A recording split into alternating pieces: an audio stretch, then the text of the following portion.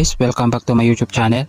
Sa video na to, ituturo ko sa inyo kung paano mag-register sa Maribank o Cbank, kung paano mabilis ma-approve at kung paano makakakuha ng 150 pesos at 350 pesos.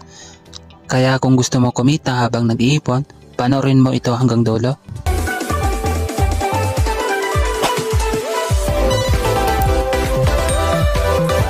So yun guys, sa mga hindi pa nakakaalam o hindi pa familiar sa Maribank o Cbank, so ang Maribank po ay isa po itong online bank kung saan pwede po tayo mag-ipon, mag-deposit, mag-transfer ng pera sa abroad, or kung meron tayong mga kamag-anak na papadalhan natin ng pera, so pwede natin magamit si Maribank. So ang kagandahan po sa Maribank po ay kapag meron tayong Maribank, so kapag nag-start po tayo mag-ipon, so meron tayong ma-earn, kikita po tayo ng 4% per annual interest. So meron pong annual interest, yun po ang kikitain natin dito. So wala pong maintaining balance, kahit zero balance po yan, so hindi po tayo makakaroon ng penalty. Hindi po tulad sa iba na kapag zero balance, so makakaroon po ng penalty yung ating account. So pwede natin magamit ito sa Shopee P2 app or cash in kapag ginagamit natin yung cash card sa mga store po. Kapag nag-grocery tayo, so gagamitin natin yung ating card bilang pambayad po sa ating purchase, sa ating mga binili. So mayroon pong makakatanggap po tayo ng cashback na earn up to 3,000 yung ating kikitain. So proceed na po tayo sa ating tutorial kung paano tayo mag-open ng account sa Maribank at paano rin mapabilis ang approval. Una po ay open po natin yung ating Shopee app. So yun, Shopee app po yung ating gagamitin kasi mas mabilis po ma-approve kung sa Shopee app ka mismo mag-apply, kasi hindi na sila hihingi ng proof of billing o ibang dokumento. Kasi si Shopee na agad ang magbe-verify sa'yo. So para makita natin yung Maribank dito sa Shopee, so i-click natin itong May, and then dito sa Financial Services, meron tayong makikita dito na Maribank, or dito sa See More, kapag click na natin, makikita natin yung logo ng Maribank. So pindutin natin yan. Pagkapindot po natin, so makikita natin ito, open account on the Maribank app. So click natin. Ayan, so pagka-click natin, kung wala tayong Maribank, so mapupunta tayo dito sa Play Store, or pagkatapos natin yan may download, so install natin. So pagka-install natin, open natin. So dito na tayo mapupunta. So yan, continue with Shopee. So click natin. Pagka-click natin, allow natin. So dito tayo mapupunta. So continue natin. Pagka-continue natin, so dito naman tayo mapupunta sa confirm your mobile number. I-enter natin yung ating number, phone number na gagamitin natin sa Maribank. So kailangan yung active, kasi siyempre magsisend sila po doon ng verification code. Dito naman sa referral code, so maglalagay tayo dito ng referral code, kasi doon natin marireceive yung ating reward po dito kapag gumamit tayo ng referral code. So pwede nyo gamitin yung aking referral code na HM597581. So yan, ilalagay ko na lang sa screen o sa comment section po. So yan, makikita nyo po sa screen.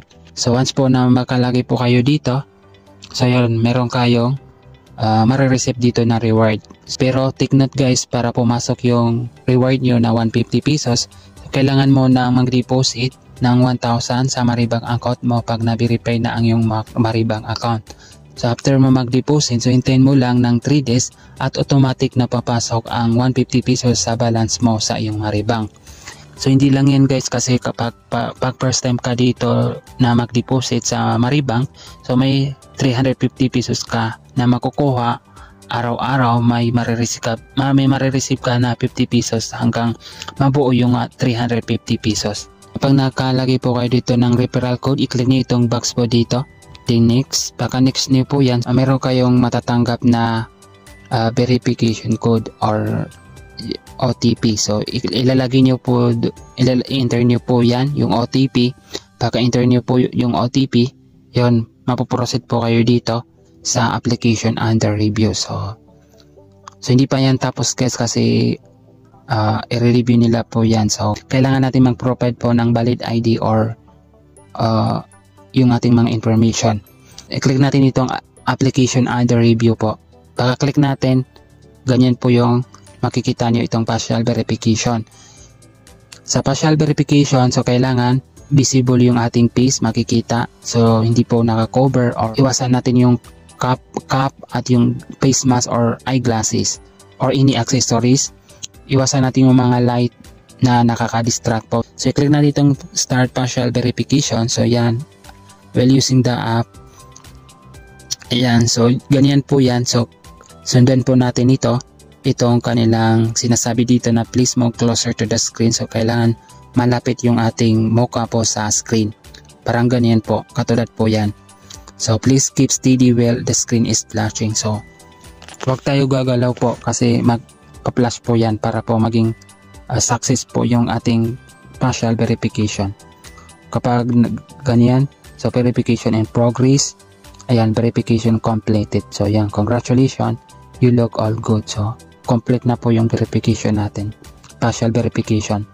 So dito naman tayo madadirect dito sa select an ID.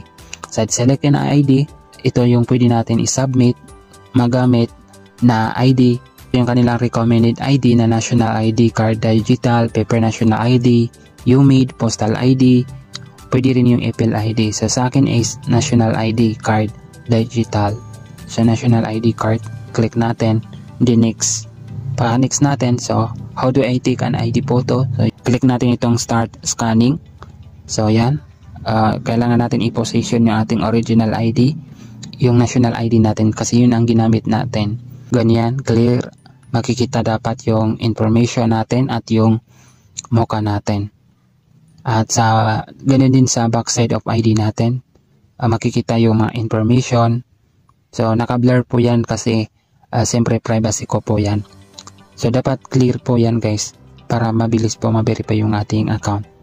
And then kapag tapos na, ayan, identity details, yung mga information natin na match doon sa ating ID, valid ID. So automatic po yan na ma-fill up po ito, yung ating first name, middle name, last name.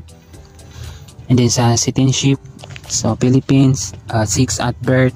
So yung gender natin, male kung lalaki, female kung babae. And then sa date of birth natin, so ilalagay natin dapat kung ano yung nasa ID natin na gisubmit natin, yun ang ilalagay natin. Next natin, so yung country of birth, siyempre Philippines, city of birth, kung saan tayo pinanganak, occupation.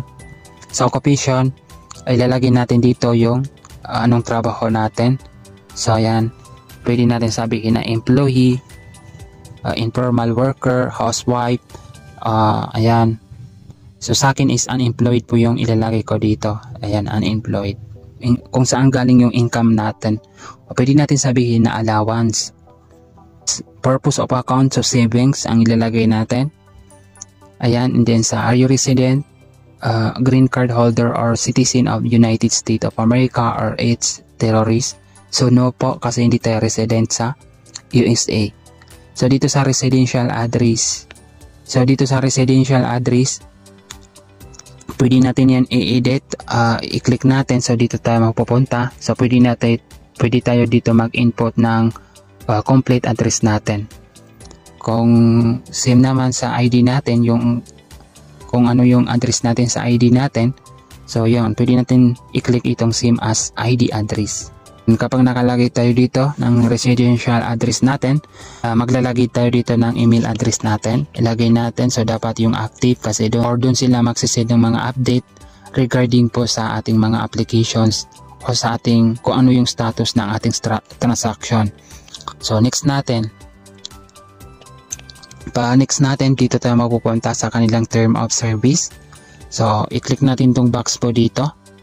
Ayan, pa-click natin. So next natin, pwede natin yan basahin guys. Ayan, next natin.